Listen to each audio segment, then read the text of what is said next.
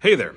Let's talk about the judicial branch this time. The judicial branch is otherwise known as the courts, judges, that kind of thing.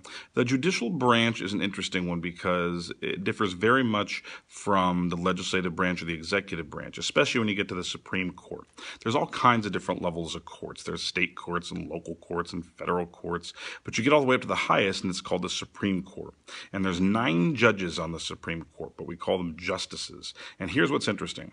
They're appointed by the President of the United States, and they have lifetime appointments. They're there as long as they want to be. They can be impeached, but that's never happened. Usually they serve anywhere from 10 to 15, sometimes 25 or 30 years. And the reason why they're in there so long and why you can't vote them out is that they're not supposed to be beholden to the voters, and otherwise, in other words, they're not supposed to be loyal to any particular political party or any trend. They're really loyal to the Constitution, and that brings us to their job.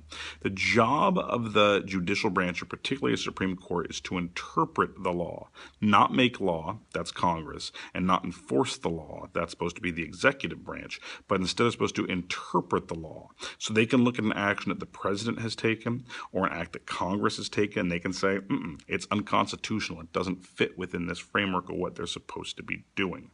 On a lower court level, of course, they're not as interpreting the Constitution as often, but oftentimes rather looking at whether someone's actually committed a crime or what their punishment should be, or presiding over different kinds of cases. But the Supreme Court, the number one thing that they do is look at circumstances and decide if everybody's abided by the Constitution. And if they haven't, the Supreme Court can throw it out.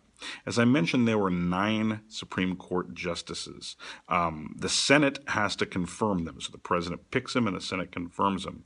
Now, of course, the president doesn't get to pick a new justice until one retires. And so for that reason, it's a big deal when one of the only 9 Supreme Court justices retires, because at that point, the president gets essentially a choice of who's going to be the next one. And usually the Senate confirms them if they're competent.